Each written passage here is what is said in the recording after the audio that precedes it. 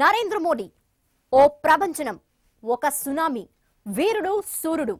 ఆ సేతు హిమాచలం కాషాయ జెండాను రెపరెపలాడించేందుకు జన్మించిన దేవదూత.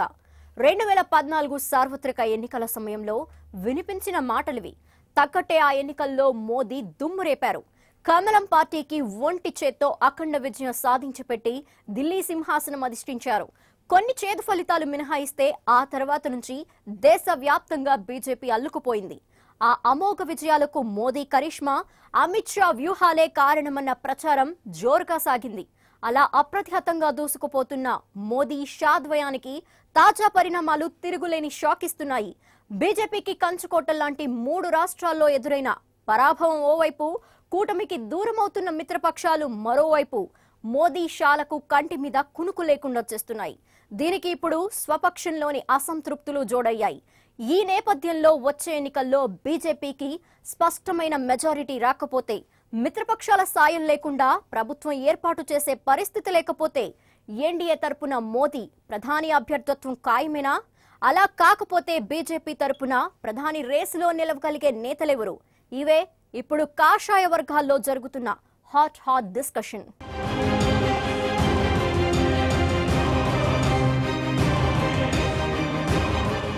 బీజేపీలో మొదలైన అంతర్మదనం.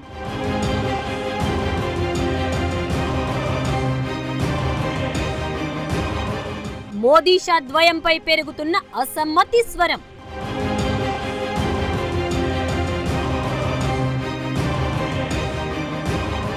ప్రధాని అభ్యర్థిత్వంపై పునరాలోచనలు కమలం.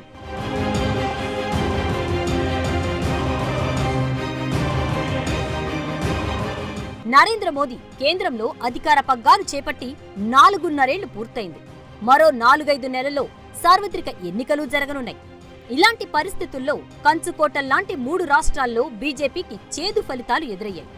ఈ నేపథ్యంలో ఇప్పుడు దేశవ్యాప్తంగా బీజేపీ పరిస్థితి ఏంటి? మోదీని ప్రజలు ఎలా చూస్తున్నారు? వారి ఆశలు, ఆకాంక్షలను ప్రధానిగా మోదీ ఎంత మేరకు నెరవేర్చారు అన్న అంశాలపైనే రాజకీయ వర్గాల్లో తీవ్ర చర్చలు సాగుతున్నాయి.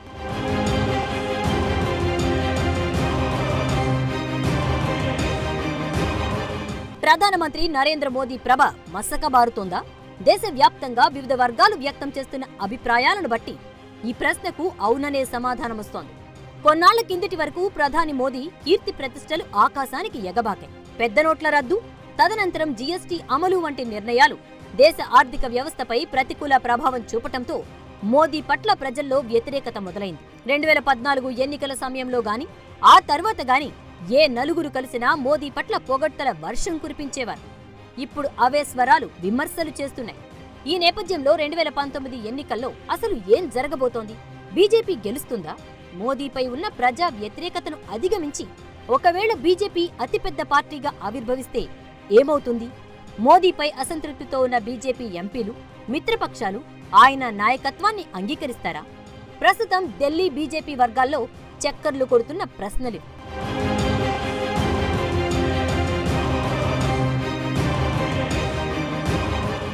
2014 ఎన్నికల్లో గెలుపు తర్వాత పార్టీలోనూ, ప్రభుత్వంలోనూ మోదీ ప్రాబల్యం పెరగడంతో అందరినీ నియంత్రణలో ఉంచుకోవాలని ఆయన ప్రయత్నించారు. ఆ వ్యవహార శైలి వల్ల మిత్రపక్షాల్లోనే కాక బీజేపీలో కూడా పలువురు నేతలు ఆయనకు వ్యతిరేకులుగా మారారు.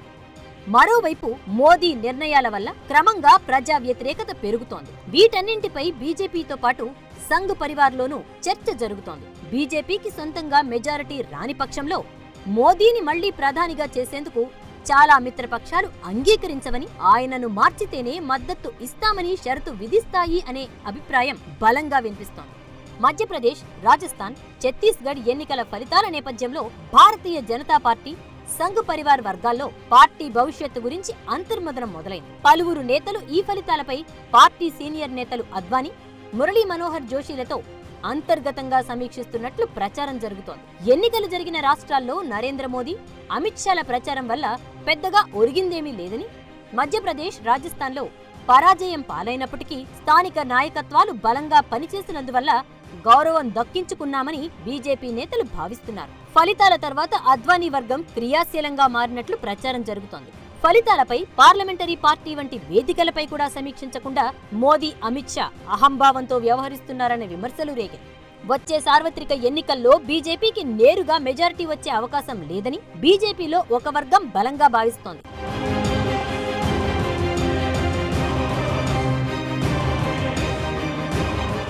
మధ్యప్రదేశ్, రాజస్థాన్, ఛత్తీస్గఢ్లో గతంలో వచ్చినట్లు 62 సీట్లు రావని, సీట్ల సంఖ్య సగానికి తగ్గిపోవచ్చునని అంచనా వేస్తున్నారు. అదే సమయంలో 2014లో బీజేపీకి 71 సీట్లు అందించిన యూపీలో కూడా పరిస్థితులు కష్టంగానే ఉన్నాయి. అక్కడ బీఎస్పీ, ఎస్పీ, కాంగ్రెస్ కలిసి పోటీ చేస్తే బీజేపీకి 25 సీట్లు రావడమూ కష్టమవుతుందని ఈ వర్గాలు భావిస్తున్నాయి.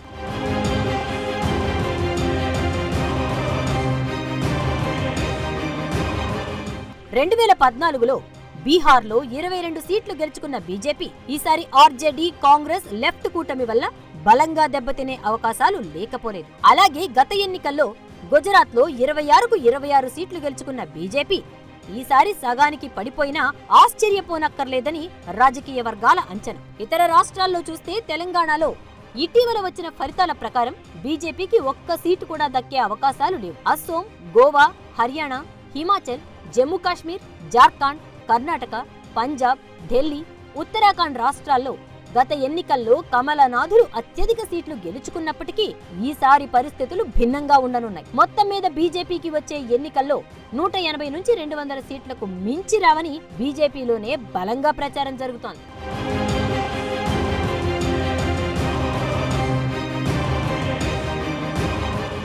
ఈ నేపథ్యంలో బీజేపీ అధికారం చేపట్టాలంటే ఖచ్చితంగా మిత్రపక్షాల మద్దతు కావాలి. అయితే ప్రస్తుతం బీజేపీకు నిఖార్సైన మిత్రపక్షం లేనట్లే. పెద్ద పార్టీల్లో శివసేన అంశాల వారీగా మద్దతు తెలుపుతోంటే టీడీపీ కాంగ్రెస్ వైపు చేరిపోయింది. నితీష్ ఎన్నాళ్లు బీజేపీ వైపు ఉంటారో తెలియని పరిస్థితి. నిజానికి బీజేపీకి దూరమవుతున్న మిత్రపక్షాల వ్యతిరేకతంతా బీజేపీ పైన కాకుండా కేవలం మోదీ, అమిత్ షా పైనే ఉంది. ఈ నేపథ్యంలో మిత్రపక్షాలు మోదీకి తప్ప ఎవరికైనా మద్దతిస్తామని చెబుతాయి అనేది కమలం నేతలు భావిస్తున్నారు. మిత్రపక్షాలకు స్వపక్షంలోని కొందరు అసమ్మతి ఎంపీలు కూడా మద్దతు పలుకుతారని అంచనా వేస్తున్నారు. అందుకే మోదీకి ప్రత్యామ్నాయంగా దీటైన నేతలను వెతికే పనిలో పడింది ఆర్ఎస్ఎస్.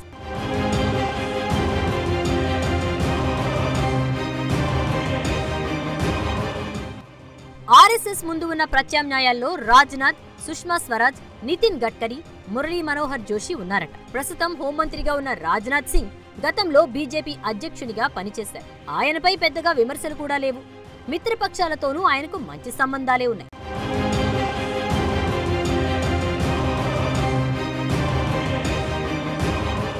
సుష్మా స్వరాజ్ వైపు కూడా ఆర్ఎస్ఎస్ మొగ్గు చూపే అవకాశం ఉంది. మహిళా నేతగా బీజేపీలో వాజ్పేయి తర్వాత ఉన్న సెక్యులర్ నేతగా సుష్మాకు పేరుంది. ఢిల్లీ తొలి ముఖ్యమంత్రిగా చేసి పరిపాలనా అనుభవమూ ఉంది. పైగా గత 4 ఏళ్లలో విదేశాంగ శాఖ మంత్రిగా మంచి పనితీరునే కనబరిచారు. ట్విట్టర్లో తన దృష్టికి తీసుకొచ్చిన సమస్యలను సైతం పరిష్కరించి ఈ తరానికి చాలా దగ్గరయ్యారు. అయితే ఇటీవల ఎన్నికల రాజకీయాలకు స్వస్తి చెప్పనున్నట్లు సుష్మా ప్రకటించారు. అలాగే ప్రధాని మోదీ దూరం పెట్టిన సీనియర్ నేత మురళీ మనోహర్ జోషికి సైతం అవకాశం ఉందన్న ప్రచారం జరుగుతోంది. మరోవైపు మధ్యప్రదేశ్లో పార్టీని దాదాపు గెలుపు అంచుల దాకా తీసుకొచ్చి హుందాగా తప్పుకున్న మాజీ ముఖ్యమంత్రి శివరాజ్ సింగ్ చౌహాన్ ను కూడా కొందరు సీనియర్ అభ్యర్థిగానే పరిగణిస్తున్నారు.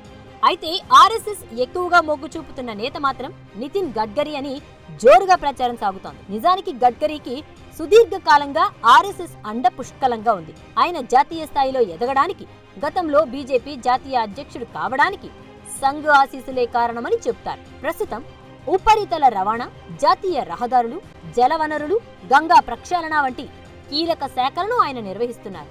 కేంద్ర కేబినెట్లో స్వేచ్ఛగా స్వతంత్రంగా పనిచేస్తున్న మంత్రి ఆయనొక్కరేనని బీజేపీ వర్గాలు చెబుతాయి. కేబినెట్ సమావేశంలో నితిన్ గడ్కరీ ఒక్కరే తన శాఖల గురించి స్వేచ్ఛగా మాట్లాడుతారని అధికార వర్గాలు తెలిపాయి. మిగతా మంత్రిత్వ శాఖల్ని నియంత్రించినట్లు ఆయన మంత్రిత్వ శాఖల్ని ప్రధానమంత్రి కార్యాలయం నియంత్రించలేదని, గడ్కరీకి ఆర్ఎస్ఎస్ అండదండలు గట్టిగా ఉండడమే దీనికి కారణమని చెప్తారు.